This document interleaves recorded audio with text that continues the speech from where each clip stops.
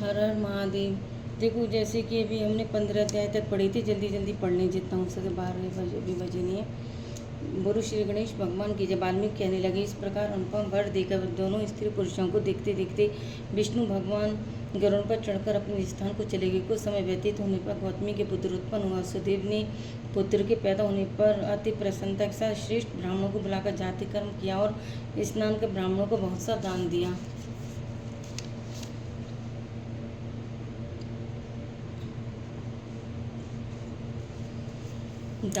पिता के मनोरथ के साथ माता के मन को आनंद देने वाला वह पुत्र शुक्ल पक्ष के चंद्रमा के समान बढ़ने लगा। तब पिता ने पुत्र का यज्ञोपवीत संस्कार कराकर गायत्री मंत्र का उपदेश दिया और वह पुत्र ब्रह्मचार्य का व्रत का पालन करने लगा। वाल्मीकि ऋषि कहने लगे, एक समय करोड़ों सूर्य के समान कांति देने वाले देवल ऋषि वहां पर आए। उनको देखकर वसुदेव ने उनके लिए आसन बिछाया। उस आसन पर देवल मुनि बैठकर बोले, हे सुदेव, लक्षणों से युक्त है तुम्हारा पुत्र बड़ा भाग्यवान है, परंतु इसमें एक ही दोष है, जैसे इसके सब गुण विरता हो जाते हैं। सुदेव, तेरा यह पुत्र 12वें वर्ष में जल में डूबकर मर जाएगा। जिसे तू मन में सोच नहीं करना, अवश्य होने वाला तो होगा ही, इसमें संशय नहीं, इसका कोई उपाय नहीं। वाल्मीकि जी कहने लगे, देवल ऋषि के ऐसे वचन सुनकर सुदेव शर्मा पृथ्वी पर गिर पड़ा और देवल मुनि इतना कहकर ब्रह्मलोक को चले गए। और सुदेव देवल मुनि के वचनों का स्मरण कर बहुत काल तक विलाप करते रहे। फिर गौतमी पुत्र को गोदी में लेकर प्रेम से मुख चूमकर अपने पति से बोली, हे द्विराज, होने वाली वस्तु से वह नहीं करना चाहिए। जो होने वाला है सो तो होगा ही, और जो नहीं होने वाला वह कभी नहीं होगा। इसलिए हे नाथ, उठो और सब शरणागत जीवों के रक्षण निर्वाण पद को देने वाला भगवान विष्णु का भजन करो। वाल्मीकि ऋषि कहने लगे, इस प्रकार सुदेव ब्राह्मण अपनी स्त्री के वचन सुनकर सत्य को प्राप्त हुआ और हृदय में हरि के चरण कमल को धारण कर अपने पुत्र से उत्पन्न दुख को तत्काल त्याग दिया।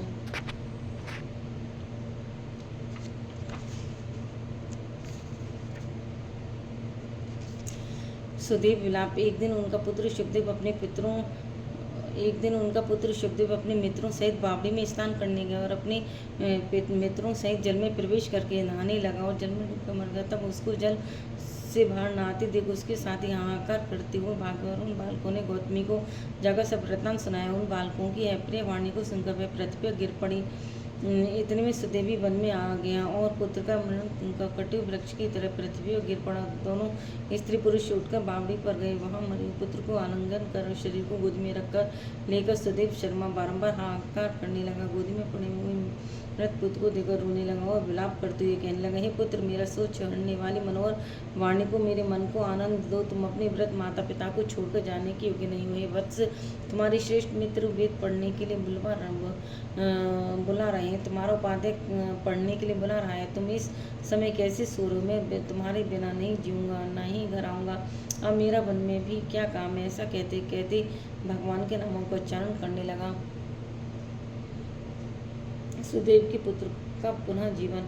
इस प्रकार उस ब्राह्मण के विलाप को सुनकर दसों दिशा में गरजता हुआ मेघ बादल आया। उस मेघ से पर्वतों पर कंपायमान करता हुआ, तीक्ष्ण स्पर्श करता हुआ बड़े वेग से वायु चलने लगी और अत्यंत जोर से वहां बिजली चमकने लगी। मेघ शब्द से चारों दिशा पूरित हो गई। इस प्रकार एक मास तक ऐसा जल वर्षा की सारी पृथ्वी जल से भर गई, परंतु पुत्र शोक की अग्नि से तपे उस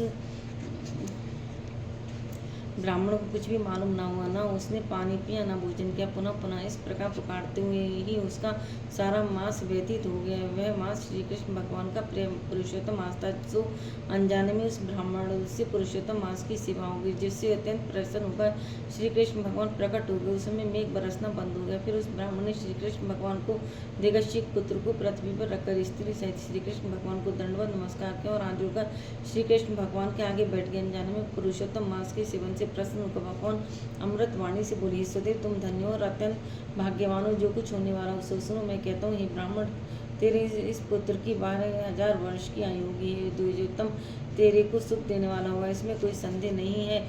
मैंने प्रसन्न होकर तुझको पुत्र दिया। नारायण कहने लगे, नारद, भगवान के इतने कहने पर वह ब्राह्मण पुत्र जीवित होकर उठ बैठा। ब्राह्मण और उसकी स्त्री दोनों पुत्र को देखकर महाआनंदित हुए और देवता भी पुष्पों की वर्षा करने लगे। सुखदेव ने उन दोनों माता पिता तथा श्रीहरि को नमस्कार किया। गरुड़ भी पुत्र सहित ब्राह्मणों को देखकर अत्यंत प्रसन्न हुआ। तब ब्राह्मण आश्चर्य युक्त होकर श्रीहरि को नमस्कार कर हाथ जोड़कर गदगद वाणी से संशय काटने के लिए आनंद सहित भगवान से पूछने लगा, भगवान, मेरे 4000 वर्ष तक निरंतर महाकठिन तप करने पर आपने जो कठोर वचन मुझसे कहे थे कि मेरे 7 जन्मों में भी पुत्र का सुख नहीं हो, उस वाक्य के उल्लंघन हेतु और मेरे पुत्र को जीवित करने का कारण क्या है?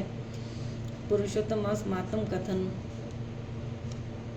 नारायण जी ने कहा, हे नारद भक्त वत्सल, भगवान अपनी वाणी से सदैव ब्राह्मण को प्रश्न करते हुए बोले, राज, जैसे मैं प्रश्न हुआ, क्या यह तुम नहीं जानते? मेरा प्रिय पुरुषोत्तम मास आने पर तुम दोनों स्त्री पुरुषों ने उपवास कर यहाँ बैठने से पुरुषोत्तम मास की सेवा हुई। एक बार वेद में कही गई साधनों और दूसरी ओर पुरुषोत्तम मास के सेवन को जब ब्रह्मा जी तोड़ने लगे तो वेदोक्त साधन बहुत हल्के निकले और पुरुषोत्तम मास सेवन व्रत भारी हुआ। इसलिए संसार में पुरुषोत्तम मास अधिक पूज्य माने। जो मनुष्य का जन्म लेकर श्री पुरुषोत्तम मास में जब तप स्नान दान आदि नहीं करते हैं वे जन्मांतर में दरिद्र होते हैं। अतः सब प्रकार से यत्न करके मेरे प्रिय पुरुषोत्तम मास का सेवन करना चाहिए। जो पुरुषोत्तम की सेवा करेगा वह भाग्यवान धन्य होकर मुझको प्राप्त होगा। श्री नारायण बोले, इस प्रकार हे मुनि जगदीश्वर कृष्ण भगवान ऐसा कहकर तत्काल गुरुओं पर चढ़कर अत्यंत पवित्र वैकुंठ लोक को चले गए। स्त्री सहित सदैव ब्राह्मण मृत प्राय होकर फिर जीवित हो गए। सुखदेव को देखकर राधन अत्यंत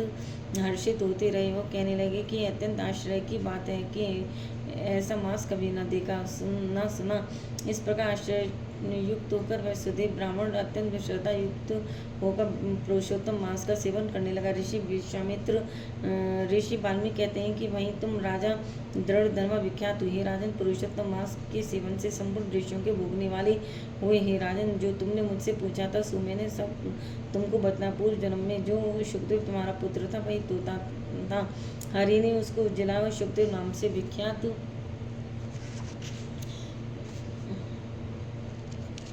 हुआ।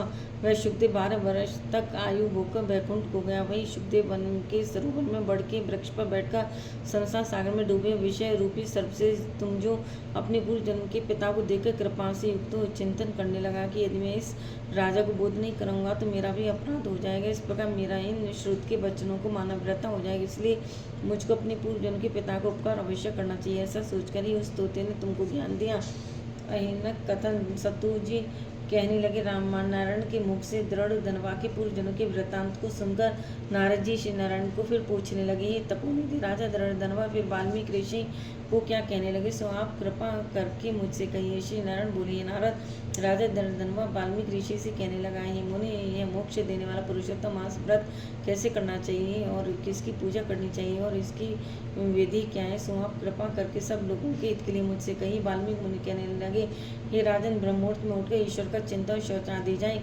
फिर स्नान प्रणाम करके संध्या वंदन करें। जब तक सूर्य का दर्शन हो गायत्री का जप करता रहे। फिर सूर्य मंत्रों से सूर्य को अर्घ्य देवे और सायंकाल अपने पैरों तथा भूमि को नमस्कार करें। फिर यह स्मृत्या इस मंत्र से प्रार्थना करें, जो ब्राह्मण श्रद्धा से विधिपूर्वक संध्या करता है उसको तीनों लोकों में कुछ भी कठिन नहीं है। सब व्रत दिन में पूर्व भाग का इस प्रकार नित्यकर्म करके हरि का पूजन आरंभ करें। फिर स्त्री पुरुष शुद्ध हो वाणी को एकाग्र करके शुद्ध गोल व चोकर गोबर से लिपी हुई भूमि पर व्रत सिद्धि के लिए चावलों से 8 दल वाला कमल बनावे। फिर स्वर्ण चांदी तथा अथवा तांबे या मिट्टी का नवीन छिद्र रहित शुद्ध कलश उस मंडल के ऊपर स्थापित करें। फिर उस कलश में तीर्थ का जल भर दें। इस प्रकार कलश स्थापन कर उसमें सब तीर्थों का आह्वान करें। गंगा, गोदावरी, कावेरी, सरस्वती मेरी शांति के लिए, पापों का नाश करने के लिए आओ। फिर कलश को मंत्रों से अक्षत गंध अक्षत नैवेद्य और ताजे पुष्पों से पूजकर कलश के ऊपर पीले वस्त्र में लपेटा हुआ तांबे का पात्र रख दें। फिर उस पात्र के ऊपर राधे कृष्ण की मूर्ति स्थापित करें। फिर भक्ति युक्त विधि से पूजन करें।